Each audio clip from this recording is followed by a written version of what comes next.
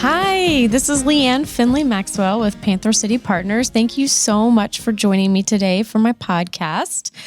I want to talk a little bit about navigating the holidays. We've been talking the last several episodes about navigating life's transitions, about making plans and being flexible and using your resources and, practicing those things so that you can be in the moment and navigate a transition. And the holidays are a time of fun and a time of frustration and a time of celebration and a time of pulling your hair out because things are going crazy. So it is a transition that can be difficult to navigate. So I always say the only constant is change, but you don't have to go it alone. And the holidays are kind of like that. Things are changing. Things can be tumultuous. Things can be lovely. We can plan and we can plan and we can plan. And then something weird happens and we have to be flexible really quickly. So I wanted to chat today about how to survive the holidays, because while they're wonderful, they can also be really hectic. And I actually was scrolling through Instagram a while back earlier this month, and I saw a post from somebody I follow. It's the Hello Sunshine, and it's the production company or a media brand that's about storytelling that was founded by Reese Witherspoon. She tells stories, that are women-driven. And this post said how to survive the holidays, and it gave 3 points. It said, number 1, play holiday music on repeat. Number 2, take a break from your family when you need to. And number 3, hydrate with hot chocolate. And I reposted it because I thought it was such good advice. And on face value, it seems like, oh, that's kind of silly. It's funny. But when you think about it a little more deeply, each of those points really can help make your holiday season so much nicer. Holidays are hard because we have all of these expectations. We have all of these places and people and gifts to buy and things to do. And we feel like sometimes we're pulled in 100 different directions at once, but we're also supposed to be enjoying it and supposed to be relaxing and supposed to be, loving every moment of the holidays. And it kind of feels sometimes like we can't do all of those things.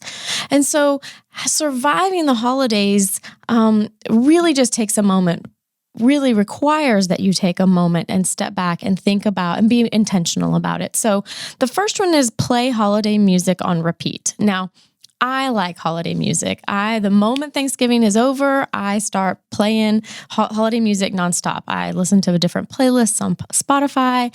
I have certain artists that I love, their specific holiday soundtracks or their specific holiday albums. Like John Legend has a great one, Kelly Clarkson, Leslie Odom Jr., Idina Menzel, those Casey Musgraves. She has a great holiday song that's a duet with Leon Bridges, who's here from Fort Worth. So there's lots of holiday music out there that I like to listen to. And the thing about holiday music is that I only let myself listen to it between Thanksgiving and New Year's. After New Year's Day, actually on New Year's Day, in my house, for me personally, holiday music is over. It has come to a close. We are not listening to it anymore. Now, I know that seems kind of silly because I love it so much, but I think that part of the reason why I do like it so much is because I limit the amount of time, or I limit, when I enjoy it. So it makes it so that when I come back to it next year, I enjoy it again. I haven't heard this song in so long that it's fun again. When you hear the same music over and over again all throughout the year, when it comes on, you're like, I've heard this already.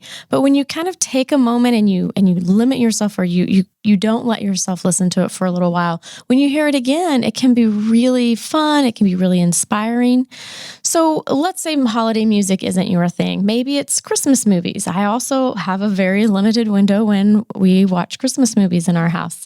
I have certain favorites that I want to catch every year. Some that I watch with the kids, some that I watch by myself, some that I want to share with my spouse, some that I want to share with, a larger group, a big group of us friends. We went to 7th Street Movie Tavern a couple weeks ago and watched Elf on the big screen. And that was so much fun to share that movie with so many friends, to see it with our kids, to laugh, to see it on the big screen.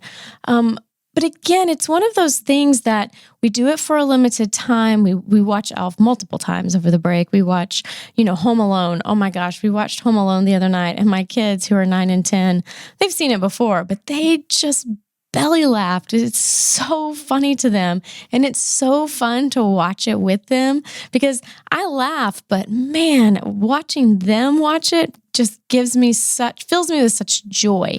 And I think that that's really what that number one about surviving the holidays, play holiday music on repeat, is about. It's about finding those things about the holidays that you only do now, that you only do in this limited time, and really enjoying that. So whether it's Christmas lights, if you like to look at Christmas lights or put them up, if it's candy canes, or, we only make spicy Cheez-Its just right at the holidays and we eat them and we give them to our friends. We only make gingerbread houses and decorate, Christmas cookies right at this time. Whatever it is for you, find what that is and do it so that you can experience that joy and experience that feeling of warmth that those things bring. The other reason why I like this one is because it really makes me think about creating those traditions with my kids and with my spouse and my extended family and friends. If they have Elf again at the movie theater, we're going to buy tickets and go again. We want to start doing these little traditions so that's what makes the memories, right? That's what makes us remember that holiday season. We do make gingerbread houses every year. We listen to Christmas music just at this time every year. We watch these movies every year. We have certain books that we only pull out right at the holiday time so that we can enjoy them now, and it becomes our yearly tradition. Where's the stack of Christmas books? And we bring it out. I found it today, so we're going to bring those out tonight, and we're going to read through them. So spend some time today and think about, what do you do at this time of year that you only do at this time of year? What makes you happy when you do those things? How does it make you happy? Can you think about adding something into your holiday season that you're only going to do this time of year, but doing it because you enjoy it, doing it because it makes you feel good, doing it because it makes your kids laugh, or doing it because it's a time for you to bring family and friends together. So that's really what I think is meant. That's how I interpret play holiday music on repeat. Do the things that are fun that you only do during this time of year that make you feel really good. And that will help you survive the holidays. Whenever I go home and I put on that Sarah McLachlan Winter Song album, I feel good. Even if I'm frustrated, even if it was hectic, even if I haven't finished all my Christmas shopping, or even if I still need to make, 4 dozen cookies, or if I need to get donuts to the school tomorrow, or I need to do whatever it is, when I'm playing that music, it brings a sense of calm and a sense of joy. And it reminds me that, oh yeah, this is a time of enjoyment too. It's not just a time of rushing around and trying to get everything done. I can get everything done and enjoy myself at the same time. So their next tip from Hello Sunshine for surviving the holidays is a pretty big one. It's take a break from your family when you need to. Now, I've just spent time talking about how wonderful it is to be around family and how you want to create traditions and you want to watch your kids laugh and you want to see Christmas lights with your spouse or watch movies with your family. But let's be honest, family is also really hectic and really kind of makes you want to pull your hair out sometimes. Kids get irritated when they don't get what they want for Christmas. In-laws drive you crazy because of their expectations. Your spouse isn't helping enough with getting everything ready. So yeah, I think there is a problem sometimes when we think that I'm either loving my family or they're driving me crazy. It has to be one or the other. I'm supposed to be having a great time with my family at Christmas, but they're driving me crazy. What I think is that those two things can happen at the same time. I can be totally in love with my spouse and also be frustrated that I bought all the Christmas presents. Or I can really be frustrated with my kid because they're acting spoiled because they didn't get that one little thing that they thought they were going to get for Christmas. But I'm really happy that I was able to provide as much as I was to them for Christmas. And I do love them because they're my kid. And even though they didn't get that one thing, they still are playing with the tissue paper even. So thinking about family and this idea of I can love them and I can be frustrated with them at the same time. But that means that sometimes I'm going to have to take a break. And it doesn't just mean I'm going to have to take a break from extended family. It means I might have to take a break from my immediate family too. And that can be difficult sometimes because we feel like if I take a break, I'm going to miss something. But I think about it like this. If I stay in the moment when I'm frustrated or when I'm tired or when I'm cranky or hangry, if I try to stay in the moment because I don't want to miss anything, I wind up being there, but I'm missing it because I'm not in the right frame of mind to really enjoy it. So if I give myself permission to step outside or go to my room for a minute or get a drink from the kitchen, and I can kind of reset my frame of reference. I can reset how I feel. I can take a moment and breathe and bring a sense of calm. Yeah, I may have missed a couple of moments with my family, but when I go back, I'm going to be more in the moment. I'm going to be more calm. I'm going to enjoy it more because I will have had a moment to reset. So taking that time to reset is really important. Now, that can be hard when you're being pulled in so many different directions. I have a friend who used to be a smoker, and smoking is disgusting, and I don't think you should do it because it'll kill you. But when I asked him, what do you miss most about smoking? He said, I miss having an excuse to leave the party. And that really got me thinking of like, oh, yeah, that is a nice, when a party gets overwhelming or when you feel like, I just need a break for a moment. A smoker always has a good excuse. They can go outside and have a cigarette. Now, I'm certainly not advocating that you take up smoking, but find another reason to leave the room. Do you need to go refill your drink? Do you need to go take a moment in the bathroom? Do you want to go in the other room and check on the kids? Sometimes when it's just the adults in one room and the kids are in the other room, taking a break to go check on the kids can be a really good way to get a moment to yourself. Go wash the dishes. I spend a lot of time in the kitchen at some parties because that's where I can have a moment to myself. Go organize the gifts or check on the tree or go check on the lights outside or run to the store. Whenever we run out of something, my spouse actually is the first one to say, I'll go get it. To just get a moment to yourself. It doesn't mean that he doesn't want to be with family. It doesn't mean that I don't enjoy the time we spend together, but it does mean that we need a moment to recharge for ourselves. Holidays can bring out the best in families, and at the same time, it can bring out the worst in families. So be okay with needing to take that break. We all try to create this perfect holiday season, the lights are going to look just like this. The tree is going to look like this. My table is going to be set this way. And there's all these pictures. I feel like I'm bombarded with pictures on Instagram and Pinterest and other places of like the perfect, Christmas cards are rolling in right now. And my friends have the most beautiful Christmas cards. Their families look so lovely. They're professionally shot. The colors look great together. The card is laid out beautifully. And I think that we all think that Christmas has to be perfect. And of course, we want everything to be nice, but taking that break to kind of recharge and being okay when things aren't perfect can really help make it feel good. Being perfect and feeling good really are two different things, I think. Things being perfect implies a lot of stress and anxiety for me. But things being good might mean that one of my kids is pouting in the corner, but he stayed in the room. It might mean that, a drink got spilled, but the kids were having a good time.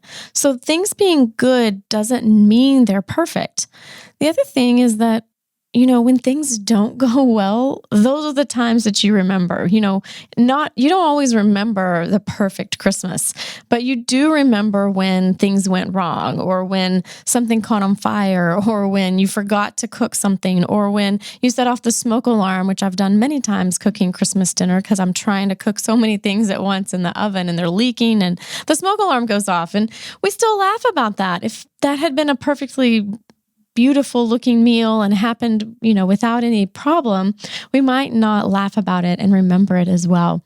So taking some time to step away, remembering that you can be frustrated with your family and love them simultaneously.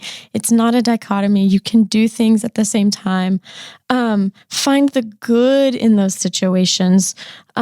Remember that families are lovely and families are hard. They can be both things. Take care of yourself and take a break if you need to. Step into the hall, step outside, go lay down for a minute. Take some time to give yourself a break from family so that you can get back in there and enjoy the time that you have with them.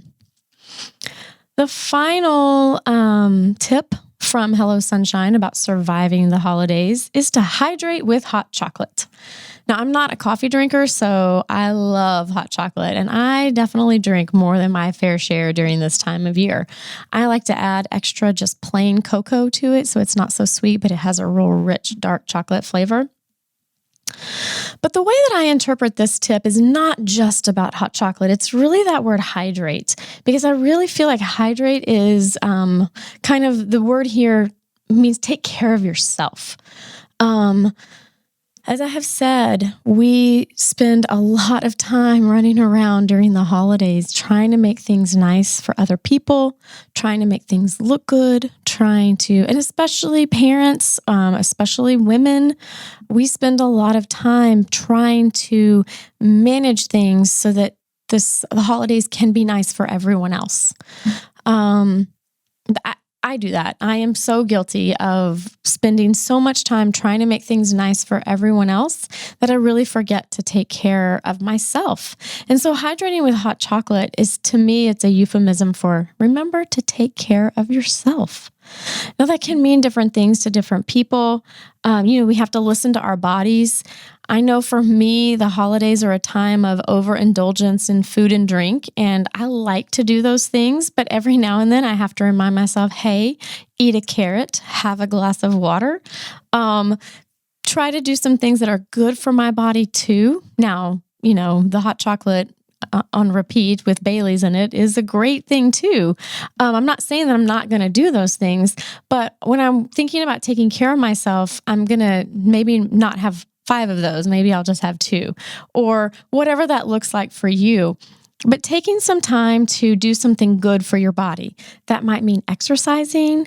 It might be going for a walk. It might be meditating. The holidays are rough too because we spend so much time inside that sometimes I have to, and it's cold outside, so I have to remind myself to go outside and kind of like spend a moment in the sunshine, and that always makes me feel better. I am a summer baby and I love the sun. So while the cold is fun, it's not where I would like to be.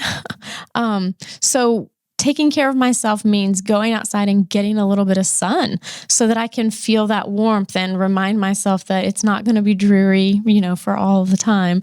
That's a good way for me to take care of myself. I can do some of these things at the same time. I can, watch those fun holiday movies while I snuggle with my kids. And that's a really good way for me to do some self-care.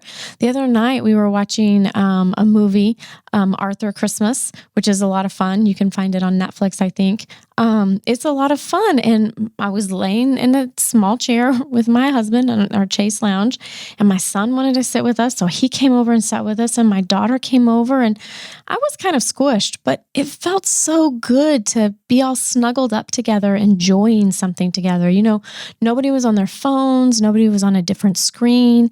Nobody was upset that we didn't watch the movie they wanted to watch, or no one was cranky because they were hungry.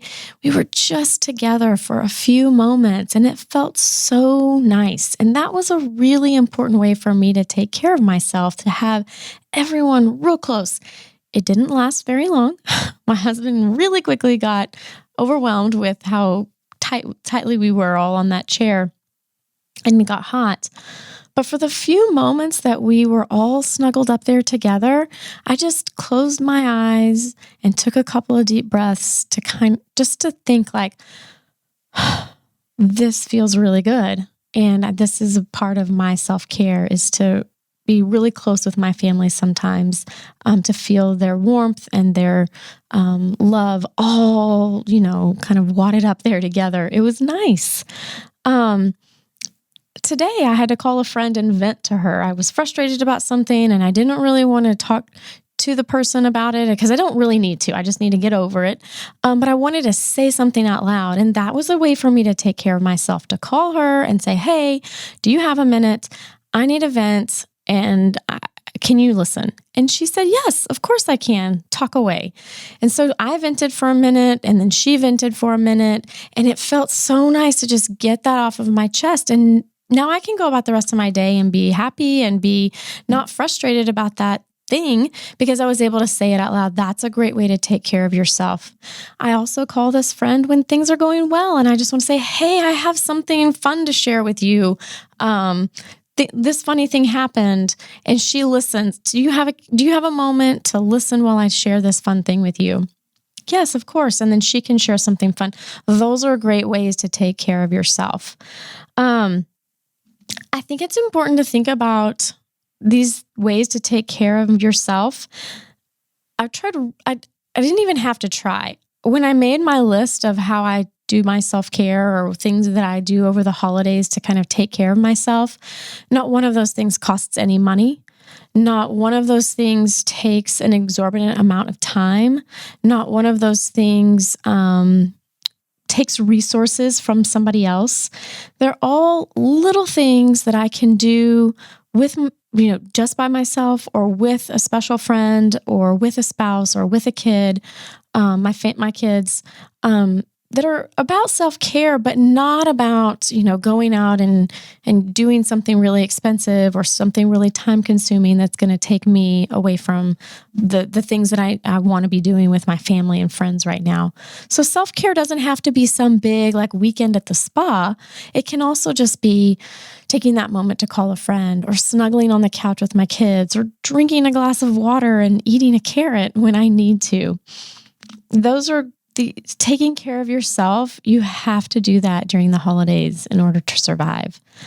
It's easy to just spend so much time focused on making sure everyone else has a good time during the holidays that you forget to take care of yourself. And I would argue that in order to survive the holidays, you really need to spend a moment or two with some self-care so that you can have a good time during the holidays as well.